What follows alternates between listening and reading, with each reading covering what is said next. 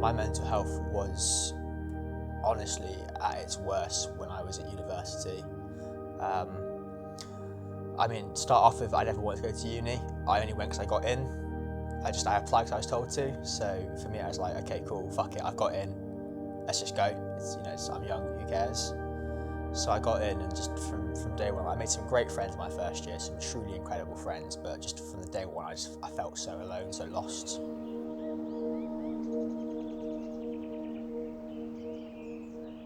I think this is probably the start of the tipping point. As I came home from uni for the summer, my first day back, my dad sits me down and just says to me, "Look, your mum and I were getting divorced. We don't love each other anymore." It sounds stupid, but I feel like it's my fault. There's a lot happened when I was younger, and it really pushed them apart. And I still blame myself for it, I guess. So I just sort of spent that summer just coasting about. Really, I didn't work. I didn't do anything. I just bummed about. I was fucking sad. My family was being broken apart, and then I went back to uni that second year. And I was living with some really good friends, some great people that I still love to this day. And they were there for me, but I wasn't willing to reach out. So I just sort of just kept doing what I was doing. I didn't start playing rugby for a long time, actually. I was playing American football at uni. And the boys, they were a good crack, but it wasn't the sort of supporter group I needed. And they were a lot of fun. There were some good boys, but it's the sort of the backbone that I needed, support wasn't there for me. And from there, it just started to spiral. I started thinking, fuck it, why does it matter? Who cares what happens to me? So from there, I started doing a lot of drugs. It started off just thinking, like, one night after initiation, I was like, not that initiation was a thing at uni, of course, but we were like, fuck it, let's just do some pills. And I was already really depressed, and I just thought, yeah, fuck it, I'll feel something, I'll feel alive. And I did, and I kept going back to that, and then each time, it took more and more away from me, and I felt more and more depressed. I wasn't happy. I didn't feel I was good enough. I didn't feel that I deserved anything fun or nice. I hated myself. I was failing my degree. I wasn't playing well in American football. I wasn't doing well. Just full stop. I didn't feel good enough. I didn't feel like I deserved to do well for myself. So it kept on that way, and it got to the end of my second year, and I bombed that year. I failed horribly. The uni turned around and went, yeah, you can come back and redo it, that's absolutely fine. So I did, and I moved into a house with the American football boys, and again, good bunch of boys, we had a lot of fun together, but I don't think as a sort of support team that I needed, that it was what it needed to be.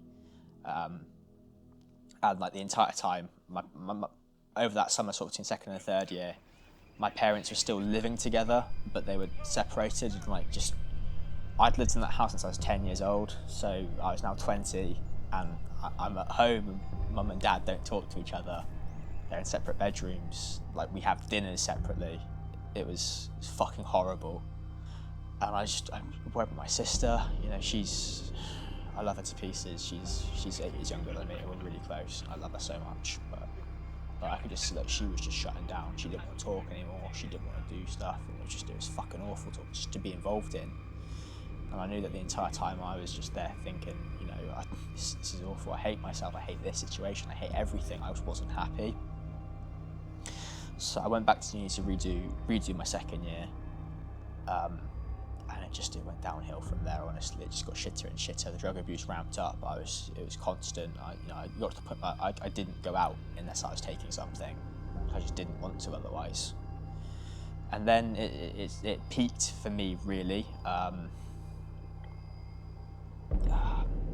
It peaked, and I hit that point where it just fucking straw broke the camel's back, and there's a social at uni, and I had a really awful time. I was in a really bad place, full stop, and I had just a really bad time with the social, and I put myself in that situation, I will be honest, but it broke me as a person. I remember I remember a lot from that night, but I remember walking home from that social. I got kicked out of it early because I was too fucked up and I was being a dick. I walked home, I called my mum, I was just crying my eyes out. I didn't even make sense. I was just crying about how unhappy I was to her. I told her I loved her, hung up the phone, and then I slit both my wrists, overdosed, and sat in the shower just hoping I would die. And I didn't. My housemates came back to check on me. They found my suicide note. I wrote it on the mirror, and they just they found me. I'd managed to get myself out of the shower because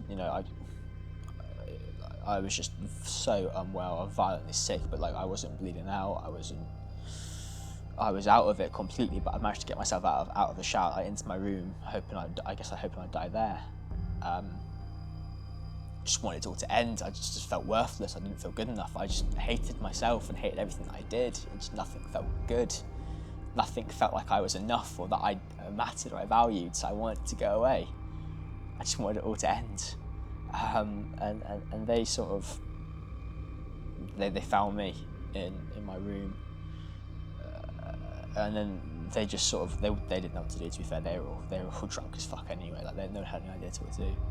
And then the next morning, the club captain found out, and him and Daff, who is an incredible bloke, him and a lad called John, JP we call him.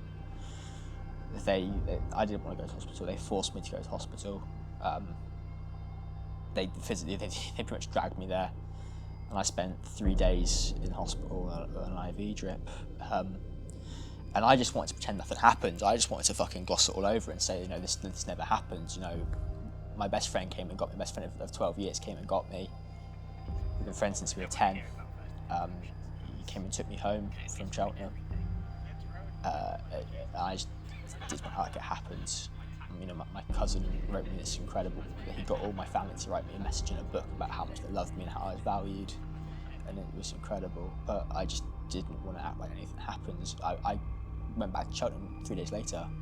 I went to work like nothing happened. So I got on with nothing happened. Didn't talk about it to anyone. And then I just from there just went down the shitter again. For a while I was okay. I said I wasn't going out, I wasn't drinking, I wasn't doing drugs, and then that changed, and I started doing drugs again, and I started drinking again. I was out all the time, like 3-4 nights a week. It was constant. And then I had another mental breakdown, and I threatened to kill myself again, but this time I put it on my Snapchat story. And my mum and best friend came and got me, and they literally forced me into a car and went, "You're not going back. You're not going back at all." And the craziest part about that is I hated them for it. I resented them so much for it. So I thought I was okay. I thought, I'll get on with it. It never happened and it'll be fine. But it wasn't fine. I was just hiding a bad situation. I wasn't dealing with what was bothering me. So about that point, one of my closest friends in the world, love him to pieces, a lad called James McIntosh, he's part of Dodgers. He's one of the boys involved here. He said to me, I'm playing rugby at this club. Come down, play. They're a good bunch of boys. I'd never played rugby in my life apart from school. Never in my life. I played at school and PE, and that was it. And he got me down for a game. And honestly, I felt alive. I felt good and alive for the first time in 2-3 years. I felt like something mattered. I loved something, and it felt incredible. And I started playing rugby, and it was amazing. I've made some incredible friends through it. And at the same time, I started seeing a therapist. I started, taking time to talk about my feelings and actually realise, why I feel like it and how I can deal with it better than sort of bottling it all up and turning to drink and drugs to cope with what's inside. I can talk about it now. Beforehand, if you'd asked me to do this interview, I told you to get fucked. I wouldn't have come near this. But I think between rugby and my therapist, they've saved my life.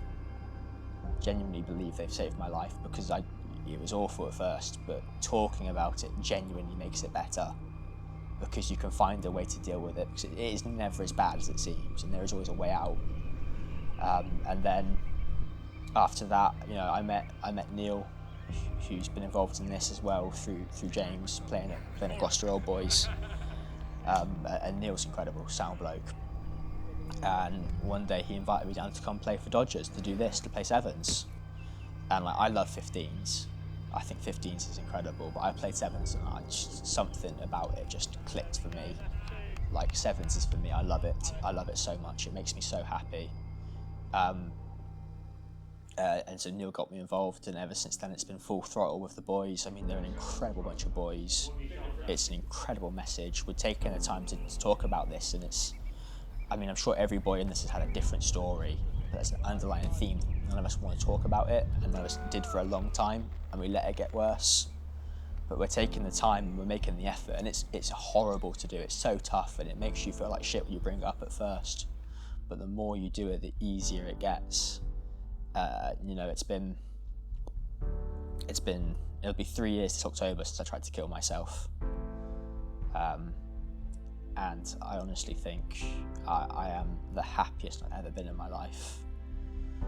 This bunch of boys, this sport, all of it saved my life. And sure, I'm not the best at rugby. I'm not even great at rugby. I'm okay. But every second I'm playing it, I feel alive, and I love it, and it matters to me. And it's an incredible feeling, and I think everyone deserves to feel it, and everyone can feel it. It takes having to reach out. But asking for help is the best thing I ever did. It's changed my life completely.